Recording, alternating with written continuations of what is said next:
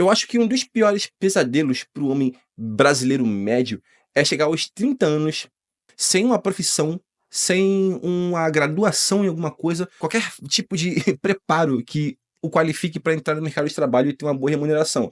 E para piorar, você mora com sua mãe ou com os seus pais, de modo geral, ou você mora com alguém, cara. Você não tem a sua autonomia, a sua liberdade individual, sabe? Não falo nem liberdade financeira porque já é outra questão. E, cara, isso acontece muito mais do que se imagina. Mas quando isso não acontece, também pode acontecer uma outra coisa que, na minha opinião, é terrível. É quando a pessoa simplesmente acaba se vendo exercendo uma profissão, estando numa área em que a pessoa claramente não tem potência, a pessoa não consegue de forma alguma exercer a coisa com maestria, a pessoa não é boa no que faz. E é por isso que a gente vê tanto médico ruim no atendimento, o cara realmente não exerce aquilo com vontade.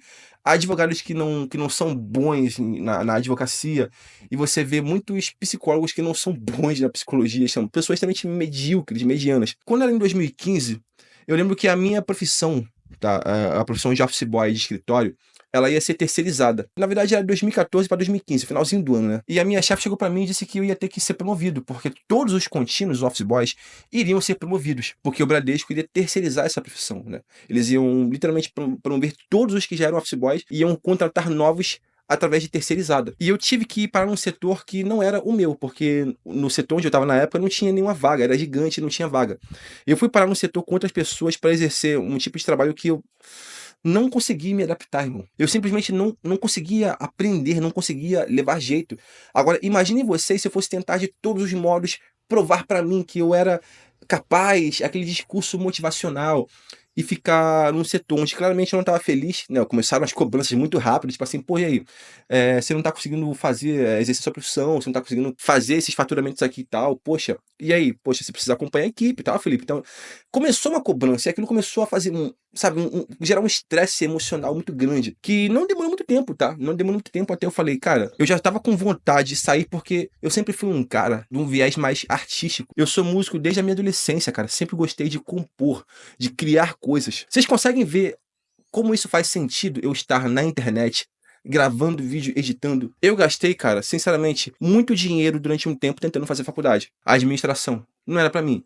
Depois de alguns anos na frente, eu tentei novamente faculdade com marketing, né? O que não tem nada a ver com esse marketing que vocês pensam quando pensam em internet. Novamente, só perda de tempo e dinheiro. A coisa não era pra mim. E novamente, eu volto ao começo desse vídeo. Isso é desesperador, cara. Você chegar aos 30 anos e você não tem uma profissão, não tem uma formação, tu mora com seus pais, tu não tem nenhuma promessa assim de evoluir na vida. Cara, é simplesmente surreal, irmão. Simplesmente surreal. Quando chegou ali em 2021, eu já tinha saído do mercado, eu já tava temendo passar outro perrengue, até que eu comecei a trabalhar com meu tio, né?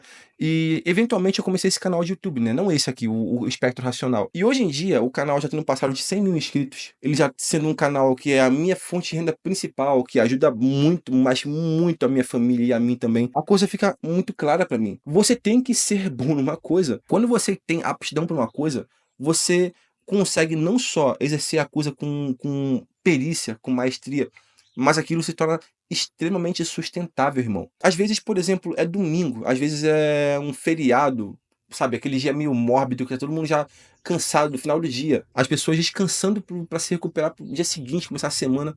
E lá tô eu, às vezes, editando vídeo, preparando o roteiro pra fazer live. E às vezes a minha mãe fala assim, cara, tu não cansa? Você não tem vontade de simplesmente fazer alguma coisa, sair, sabe, encontrar uns amigos? E às vezes eu falo assim, cara, eu realmente me encontrei no que eu faço.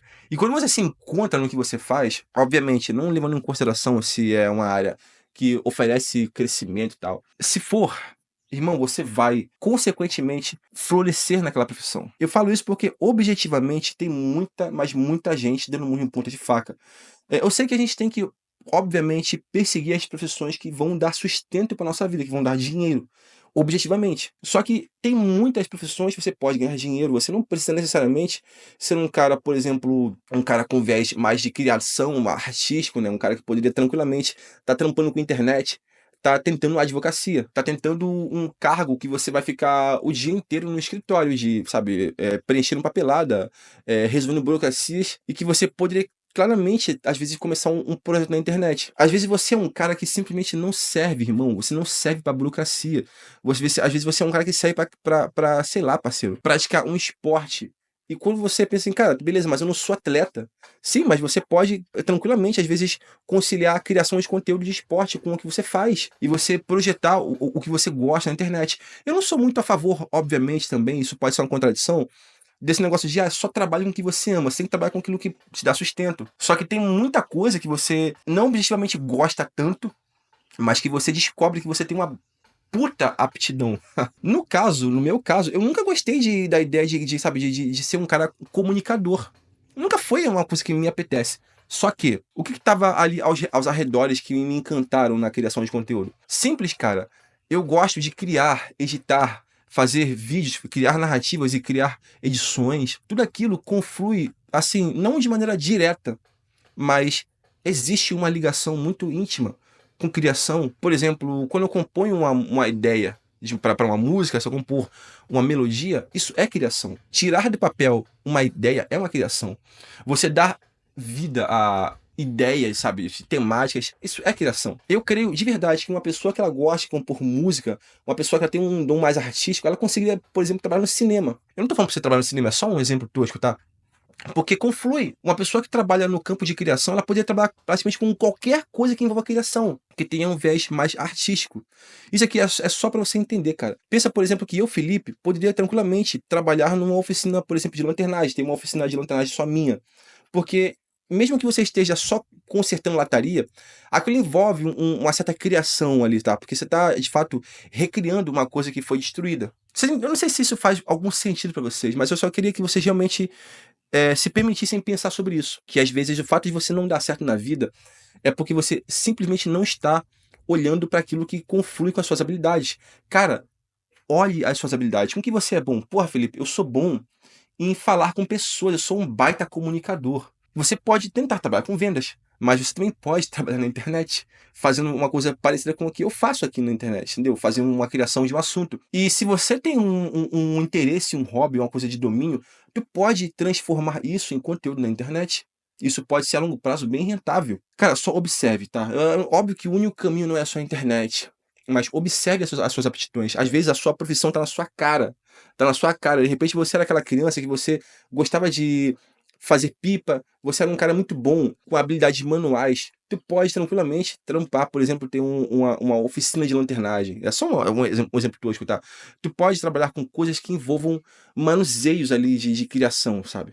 Pensa bem, mas uma coisa que eu digo pra vocês é o seguinte, cara, não gaste dinheiro com faculdade só porque dá dinheiro, entendeu? Veja se você, de fato, no longo prazo, consegue se sustentar na profissão. Porque você gastar, às vezes, 5 anos de faculdade, parceiro, 4, 5 anos, para no final você chegar e perceber, cara, eu não sirvo pra isso aqui. E você, às vezes, investiu mais de 40, 50 mil reais em tantas mensalidades de faculdade que não são nada baratas, né, parceiro? Veja bem, tá? Veja bem e simplesmente tome essas decisões ainda cedo. Porque depois dos 35, 40, irmão, 30, 35, 40, essa grana não volta, mas o tempo muito menos. Tamo junto.